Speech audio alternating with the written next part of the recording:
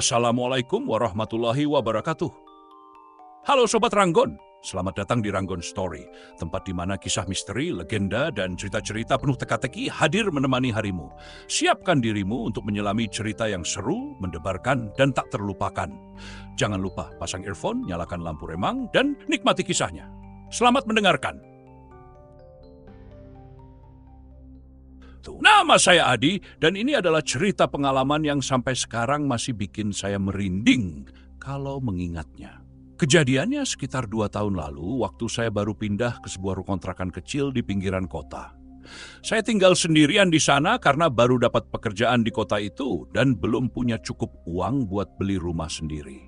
Rumahnya sederhana, tapi cukup nyaman, 2 kamar tidur, 1 ruang tamu, dan dapur kecil di belakang. Yang menarik, harga sewanya jauh lebih murah dibandingkan rumah-rumah lain di daerah itu. Lingkungan sekitar cukup sepi, terutama malam hari. Tetangga terdekat, Bu Ratna, adalah seorang janda yang tinggal sendirian di rumah sebelah. Orangnya ramah, sering menawarkan makanan, dan suka cerita soal apa yang terjadi di lingkungan itu. Ada juga Pak Taufik, pemilik warung kecil di ujung gang. Dari mereka, saya tahu kalau rumah kontrakan saya sebelumnya kosong hampir setahun karena penyewa sebelumnya pindah mendadak.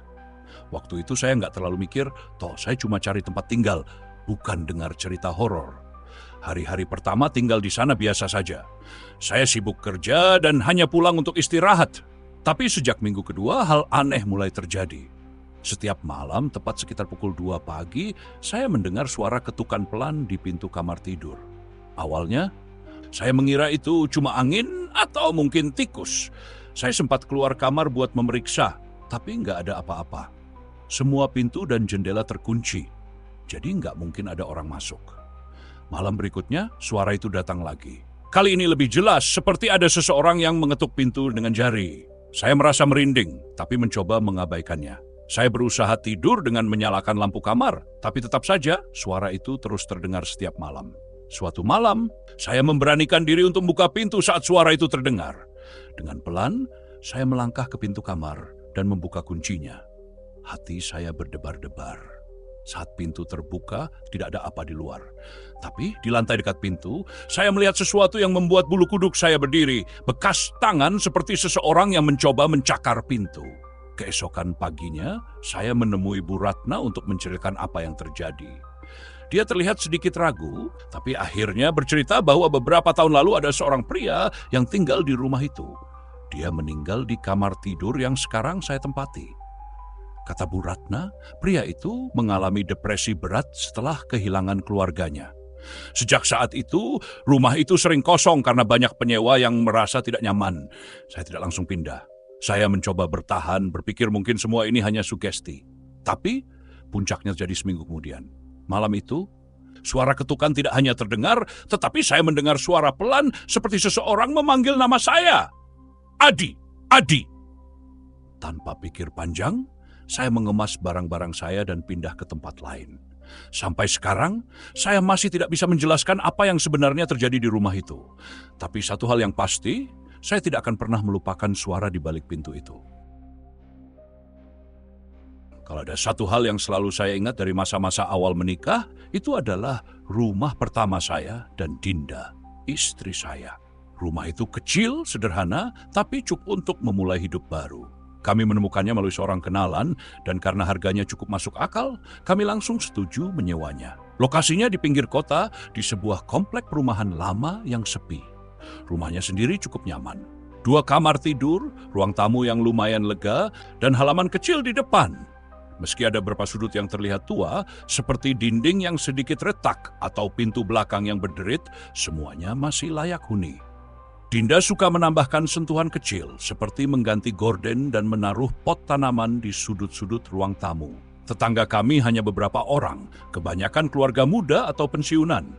Di sebelah kanan, ada Mas Firman dan Mbak Rani, pasangan dengan 2 anak kecil yang sering bermain di halaman. Di sebelah kiri, rumah kosong yang katanya sudah lama tak dihuni. Awalnya saya pikir tinggal di lingkungan seperti itu akan terasa nyaman dan tenang. Tapi, beberapa minggu setelah pindah, hal-hal aneh mulai terjadi. Yang pertama kali menyadari ada yang tidak beres adalah Dinda. Dia pernah cerita kalau saat sedang mencuci piring di dapur, dia merasa seperti ada yang memperhatikan dari arah ruang tamu. Saat dia menoleh, tidak ada siapa-siapa. Awalnya saya menganggapnya terlalu lelah, mengingat kami sedang sibuk menata rumah. Namun kejadian berikutnya lebih aneh. Pada suatu malam, saya sedang menonton TV di ruang tamu, sementara Dinda sudah tidur di kamar.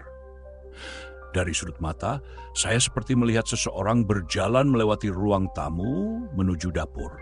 Saya langsung berdiri dan memeriksa, tapi tidak menemukan apa-apa. Semua pintu terkunci dan tidak ada tanda-tanda orang lain di rumah kami. Kami mulai merasa tidak nyaman.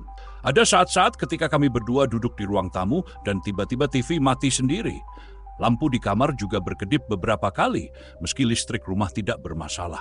Puncaknya terjadi suatu malam ketika Dinda tiba-tiba membangunkan saya sambil gemetar. "Mas, tadi aku lihat ada orang di luar jendela kamar," katanya dengan suara bergetar. Saya langsung memeriksa keluar, tapi tidak ada apa-apa. Hanya angin malam yang dingin dan sunyi. Tapi yang membuat bulu kuduk saya berdirilah saat melihat kaca jendela. Ada bekas tangan seperti seseorang baru saja menyentuhnya dari luar. Keesokan harinya, kami memutuskan untuk berbicara dengan Mas Firman, tetangga sebelah. Ketika saya menceritakan apa yang terjadi, wajahnya langsung berubah. Dia akhirnya bercerita bahwa rumah kosong di sebelah kami punya sejarah kelam. Pemilik sebelumnya meninggal di sana, seorang pria tua yang hidup sendiri dan ditemukan sudah tak bernyawa di ruang tamu setelah berminggu-minggu. Entah apa yang sebenarnya kami alami di rumah itu, tapi semakin hari kejadian-kejadian aneh terjadi. Sampai akhirnya kami memutuskan untuk pindah. Saat meninggalkan rumah itu, saya hanya bisa berharap bahwa siapapun yang menempatinya setelah kami akan lebih berani daripada saya. Pintu yang tak pernah tertutup. Ada satu cerita dari masa kuliah saya yang selalu membekas di ingatan. Saat itu, saya baru masuk tahun kedua di universitas dan memutuskan untuk pindah ke kos baru. Tempatnya tidak jauh dari kampus, hanya sekitar 15 menit jalan kaki. Kos ini sederhana, terdiri dari 2 lantai dengan 8 kamar yang disewakan. Saya milih kamar di lantai bawah, dekat dapur dan kamar mandi bersama. Pemilik kos, Bu Rini, adalah seorang wanita paruh baya yang baik. Dia tinggal di lantai 2 bersama putrinya, Nia, yang baru masuk SMA. Selain saya, ada 2 penghuni lain di lantai bawah.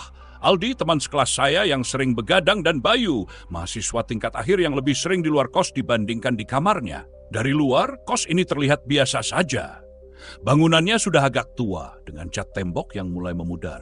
Tapi di dalam, suasananya cukup nyaman. Setiap kamar dilengkapi jendela besar yang menghadap ke halaman belakang yang penuh tanaman hijau. Namun ada satu hal yang sedikit aneh.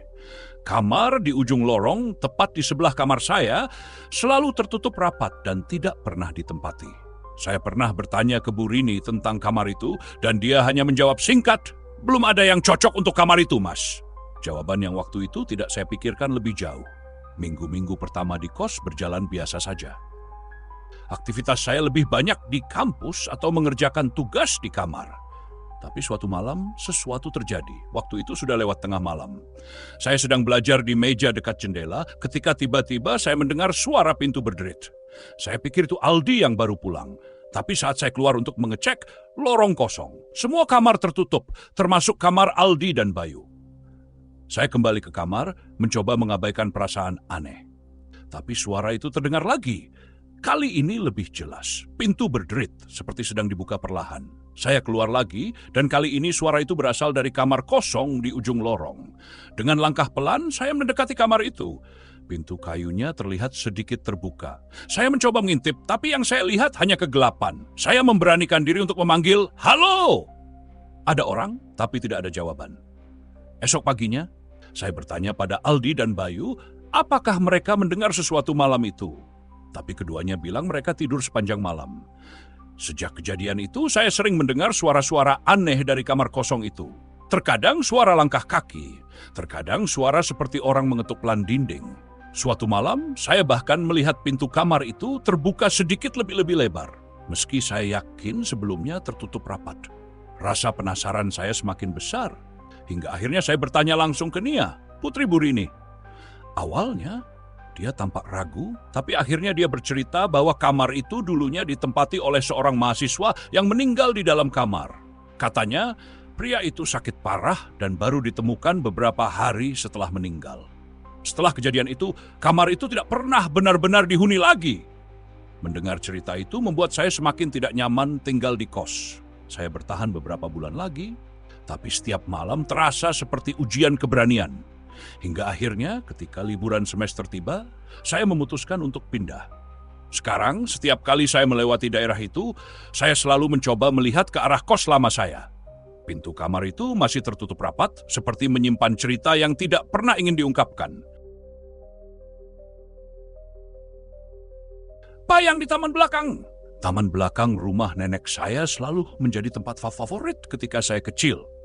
Saat liburan sekolah, saya sering menghabiskan waktu di sana, bermain dengan sepupu-sepupu saya, atau hanya duduk di bawah pohon mangga sambil membaca buku cerita. Taman itu luas, dengan rumput hijau yang lembut dan beberapa pohon tua yang rindang. Ada juga ayunan kayu yang tergantung di salah satu cabang besar pohon mangga. Tempat favorit saya, nenek saya, yang biasa kami panggil Mbah Tin, adalah wanita yang ramah tapi cukup tegas. Dia tinggal sendirian di rumah besar itu sejak kakek meninggal. Rumahnya berarsitektur klasik dengan banyak jendela besar dan pintu-pintu kayu yang berderit setiap kali dibuka. Meski sudah tua, Mbah Tin selalu menjaga rumah dan tamannya tetap bersih. Namun, ada satu hal yang membuat saya agak takut waktu kecil, malam hari di rumah nenek. Taman belakang yang indah di siang hari berubah menjadi gelap dan sunyi di malam hari. Lampu taman yang remang-remang hanya menerangi sebagian kecil area, sementara sisanya tenggelam dalam bayangan pohon-pohon tua. Saat itu saya berumur sekitar 12 tahun, dan liburan sekolah seperti biasa membawa saya kembali ke rumah nenek. Kali ini saya hanya bersama ibu karena ayah sedang ada tugas kantor. Malam pertama di sana, saya mendengar sesuatu dari arah taman belakang. Suara seperti langkah kaki di atas rumput, pelan tapi jelas. Bu, ada orang di taman ya? Saya bertanya pada ibu yang sedang membaca di ruang tengah. Mungkin kucing atau suara pohon kena angin, jawabnya santai. Saya mencoba mengabaikannya dan kembali ke kamar, tapi perasaan tidak nyaman itu tetap ada. Malam-malam berikutnya, suara itu terdengar lagi. Langkah kaki yang seperti mondar-mandir di taman. Puncaknya terjadi pada malam kelima. Waktu itu sudah lewat pukul 10, dan saya sedang menonton TV di ruang keluarga. Lampu taman belakang yang biasanya redup mulai berkedip, seperti ada yang mengganggu aliran listriknya. Dengan perasaan was-was, saya berjalan ke pintu kaca yang menghadap ke taman, mencoba melihat apa yang terjadi. Saat itulah saya melihatnya. Di bawah pohon mangga ada bayangan seseorang. Sosoknya berdiri diam, tidak bergerak. Lampu taman yang berkedip hanya memperlihatkan siluetnya. Jantung saya berdegup kencang, tapi entah kenapa saya tidak bisa berpaling. Saya hanya berdiri di sana, memandangi bayangan itu. Tiba-tiba lampu mati sepenuhnya dan taman menjadi gelap gulita. Saya langsung berlari ke kamar ibu dan menceritakan semuanya. Ibu mencoba menenangkan saya, meski saya bisa melihat dia juga mulai khawatir. Keesokan harinya, saya memberanikan diri menceritakan kejadian itu pada nenek. Wajahnya berubah serius. Dia lalu bercerita bahwa pohon mangga itu memang keramat. Dulu, saat masih kecil, nenek pernah melihat sesuatu yang serupa di tempat yang sama. Dia meyakini bahwa pohon itu menjadi tempat berdiamnya penunggu taman. Selama kita nggak ganggu, mereka juga nggak akan ganggu, kata nenek sambil tersenyum tipis. Setelah kejadian itu, saya tidak pernah lagi bermain di taman belakang bahkan di siang hari. Saya lebih memilih membaca buku di ruang keluarga atau membantu nenek memasak di dapur. Tapi setiap kali saya melewati pintu kaca itu, bayangan di bawah pohon mangga selalu muncul di ingatan saya. Sekarang, ketika saya menceritakan ini kepada teman-teman, mereka sering menganggap saya berlebihan atau terlalu imajinatif. Tapi saya tahu betul apa yang saya lihat. Bayangan itu nyata dan pengalaman itu adalah bagian dari masa kecil saya yang tidak akan pernah saya lupakan.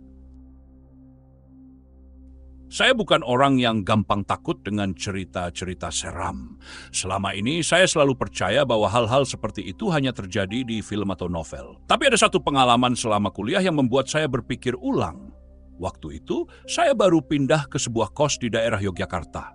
Kos ini terletak di gang sempit yang hanya bisa dilewati motor. Bangunannya cukup besar untuk ukuran kos mahasiswa, terdiri dari 2 lantai. dengan sekitar 10 kamar. Saya memilih kamar di lantai 2 menghadap langsung ke jalan kecil di depan kos. Harganya murah, suasananya sepi, dan yang paling penting dekat dengan kampus. Di kos itu saya tinggal bersama 5 penghuni lain. Ada Raka yang sekelas dengan saya, Mira yang kuliah di universitas berbeda, lalu ada Anton, Mas Benny, dan Pak Herman. Pak Herman adalah penghuni paling senior, sudah hampir 5 tahun tinggal di kos itu. Dia bekerja sebagai penjaga malam di salah satu kantor di kota. Awalnya semuanya berjalan biasa saja. Kami semua jarang berinteraksi karena jadwal kuliah dan pekerjaan yang berbeda-beda. Tapi satu hal yang selalu menarik perhatian saya adalah kamar kosong di sebelah kamar saya. Menurut cerita Mas Benny, kamar itu pernah dihuni oleh seorang mahasiswa bernama Arif yang meninggal mendadak beberapa tahun lalu karena serangan jantung. Setelah kejadian itu, kamar tersebut tidak pernah lagi disewakan. Saya tidak terlalu memikirkan cerita itu sampai satu malam, sekitar 2 bulan setelah saya tinggal di sana. Waktu itu sudah hampir jam 11 malam. Saya sedang belajar untuk ujian ketika tiba-tiba saya mendengar suara langkah kaki di lorong. Awalnya saya pikir itu salah satu penghuni kos yang baru pulang. Tapi langkah itu berhenti tepat di depan kamar kosong di sebelah saya. Rasa penasaran membuat saya berdiri dan membuka pintu kamar. Lorong itu gelap, hanya diterangi lampu redup dari ujung tangga. Tidak ada siapa-siapa. Saya berdiri di sana beberapa detik memperhatikan pintu kamar kosong itu. Rasanya ada sesuatu yang aneh, tapi tidak tahu apa.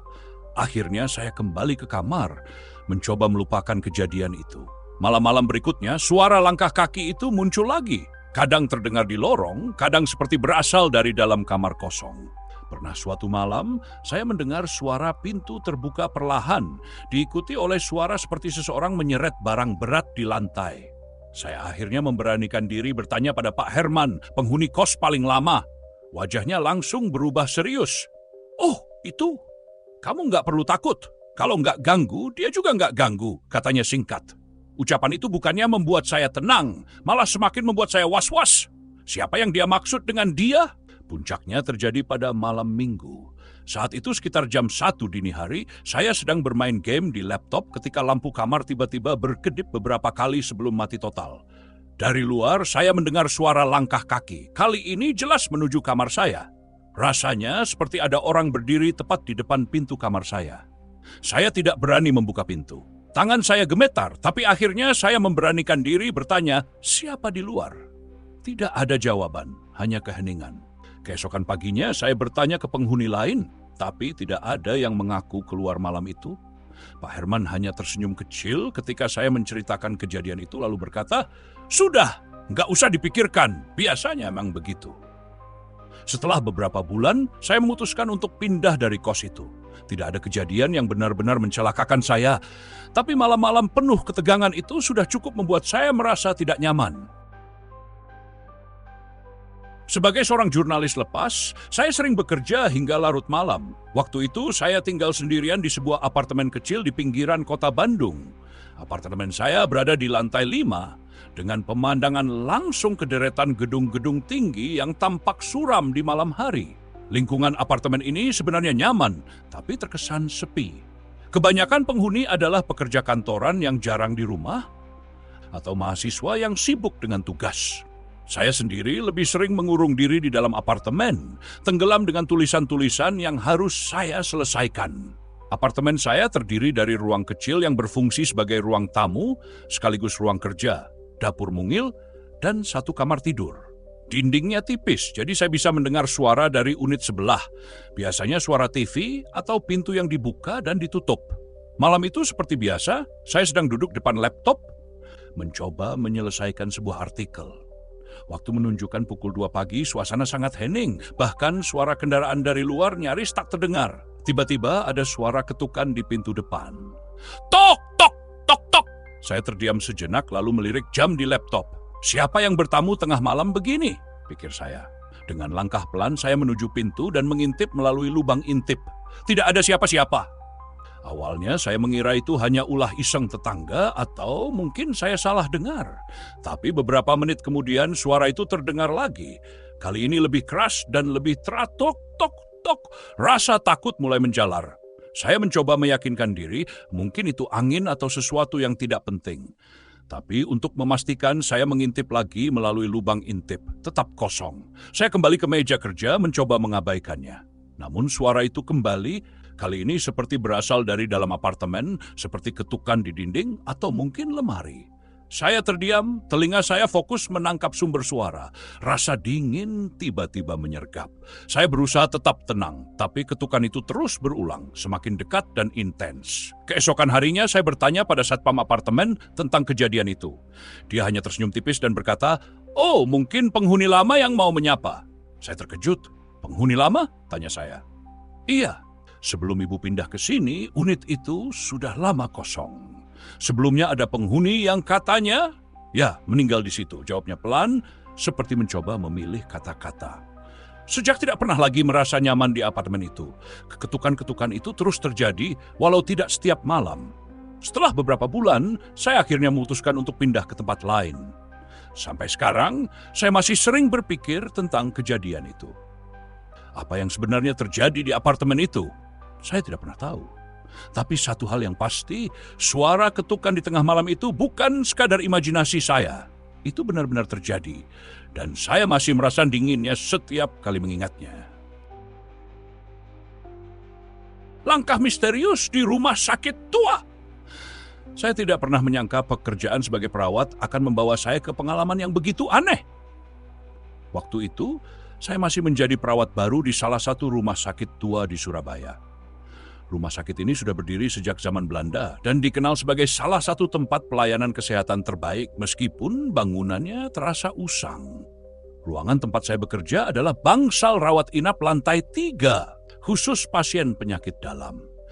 Bangsal itu memiliki lorong panjang dengan lantai keramik kuno yang sering mengeluarkan bunyi berderit ketika diinjak. Dindingnya dicat putih tapi mulai mengelupas di beberapa bagian. Di ujung lorong ada sebuah pintu menuju gudang kecil yang hampir tidak pernah digunakan. Malam itu adalah giliran pertama saya berjaga malam. Saya ditemani oleh Bu Ratna, seorang perawat senior yang sudah bekerja di rumah sakit ini selama lebih dari 2 dekade. Orangnya ramah meskipun sering menceritakan kisah-kisah seram yang katanya terjadi di rumah sakit ini.